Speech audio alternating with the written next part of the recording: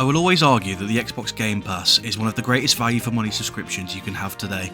All of these games for about £8 a month is a no-brain steal, plus you get day one access to a wide margin of releases. It'd be extremely hard to shake me from this opinion, but boy oh boy, Avowed might just be the game to do it. It feels strange critiquing something that I haven't finished, but in my 7 hours of playtime and near full exploration of the first map, I think I've gathered enough about the game to see how the next 20 or so hours would play out. The first thing you'll notice about this game when you play it is that the UI absolutely blows. There was a meme a few years ago about Elden Ring's UI if it was developed by Ubisoft, and clearly we have some Redditors at Obsidian because this resemblance is uncanny. Menus are clunky and unintuitive. Inventory management's a nightmare with this poorly organised item sorting that makes finding anything annoying, especially consumables on this really weird pinwheel.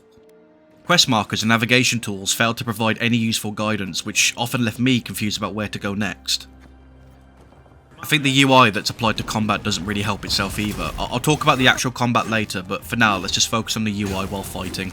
The health and stamina bars are intrusive and in your face, but they're somehow unclear. I was never really sure about how much damage I was going to do to a character's posture bar or health, even with the damage numbers, or how much of my stamina was going to be used for the power attacks, as I felt like they were taking off different amounts of my stamina each time I did them. The enemy's health bars would also often block over the actual model too, which was really annoying when I was going against ranged enemies, whose weapons actually glow before they use them, so I couldn't actually see when I was supposed to dodge.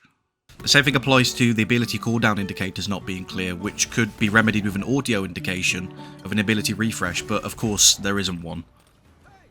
Even basic elements like the hit markers feel clunky and disconnected, as if they were added in late in the development with little thought into how they would fit into the game's visuals. It feels almost like Obsidian knew how bad this game was and decided to let the player know almost immediately. I was actually really excited for a new Obsidian experience. Everything about this game seemed like a recipe for success. Here was a studio that was known for crafting some of the best RPGs of the last 2 decades, setting its sight on an ambitious open world fantasy experience. Sign me up. But instead of a rich immersive adventure, Avowed is an uninspired attempt at the fantasy genre. I think the best video game worlds are the ones where you lose yourself to the environment, watching as things change for a day and night cycle, how the NPCs interact with each other, these small details that bring those worlds to life. Avowed's world feels lifeless. Towns and POIs lack character, with NPCs that barely react to the player's presence, making them little more than environment decoration. You can't interact with some of them at all. You can't attack them, pickpocket them, you can't even get them to say one of 100 pre-recorded lines like most RPGs have. If you run into trouble, come find me. The exploration is equally bland, as most areas offer little beyond generic loot and these really lame side quests. A band of Zorips invaded my house. What am I gonna do? Avowed wants to create this grand sense of adventure, but its world feels way more like a stage, something wooden and stiff rather than a living world. Okay, so how about the combat? Maybe the team took their time to craft a system that feels rewarding and satisfying, something that you could look forward to while traversing this kind of dead environment. No, not even close. I played the game on hard, so maybe that had some impact, but the fights in this game feel terrible. The first-person melee system lacks the weight and responsiveness that would make each swing of a sword feel meaningful. Instead, all of your attacks feel floaty, as if weapons pass through enemies without impact. The entire time I played, I was either chopping at an enemy forever, occasionally after throwing a power hit or a block. Instead of fluidly dancing with the enemies, I felt like I was somehow playing a real-time turn-based game. They'd throw a hit, then I would, then they would, then I would. There was no rhythm, nothing to make the fight dynamic. Magic, which should be a highlight of any fantasy RPG, is disappointingly bland. It's reduced to a small selection of underwhelming spells that are hindered, but it's really frustrating resource management as you try and keep this stupid mana bar filled. Okay, well, if melee and magic aren't it, maybe range is the way to go.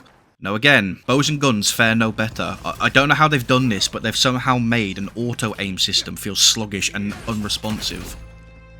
The ranged combat essentially boils down to doing power attacks on the crit spot over and over and over, and throwing in the occasional dodge when an enemy really telegraphs that they're about to attack. I found a ring that would build poison upon successful crits, which kept me somewhat engaged, as I spent my time trying to proc that effect. But other than that, the fights were the same repetitive pattern over and over. The story from my experience was pretty bland as well. Obviously I didn't get too far into it, so I can't really comment on it as a whole, but what I can talk about is the dialogue with your companions. You know how in Baldur's Gate 3 you had this really cool mechanic where every time you took a long rest, you and your party would be in this makeshift camp and you could talk to them, each of them having a uniquely interesting and compelling backstory on who they are, what their aims are, and why they're on this mission with you. Yeah, well, imagine that, but instead of the interesting characters, you're like SpongeBob when he's stuck having to talk to Chip and Penny. Of the two companions I met, there was this really odd contradiction where the voice acting was pretty good. I mean, the first companion that you meet is Garrus from Mass Effect. The Beyond. But the lines were so diabolically bad and just stuffed full of lore, the conversations became completely overwhelming. I think something else that I found really off-putting was just how much content they've just straight up taken from other franchises. I'm not going to pretend that every idea hitting the market these days is some innovative original concept, but Avowed's borrowing feels really egregious. We have the health bars and status effect procs from God of War, the ropes hanging off climbable edges like Far Cry. The camp system from Baldur's Gate 3 is almost entirely ripped, except it feels completely out of place. Paradise, the first port you get to, is from Attack on Titan, but actually, that feels like a stretch. They didn't really take anything from Attack on Titan. There was a few times where I'd noticed something that I actually liked about the game, and then it would dawn on me that I'd seen it before executed far better. Ultimately, Avowed is not just a bad game, it's also an unnecessary one. It doesn't really bring anything new to its genre, nor does it really execute its borrowed mechanics with any finesse. It plays like this really uninspired blend of the games I mentioned, and instead of honouring its influences, Avowed merely imitates them, creating an experience that feels really hollow and forgettable. It's a shame because the studio is obviously very talented, and I can almost see some glimmer of a good game in Avowed, but it just feels like a lot of wasted potential. And for a studio of this caliber, Avowed isn't just a failure, it's an embarrassment. Yeah, still. Thanks for humoring me. But hey, Outer Worlds 2 comes out soon, so remember to pre-order.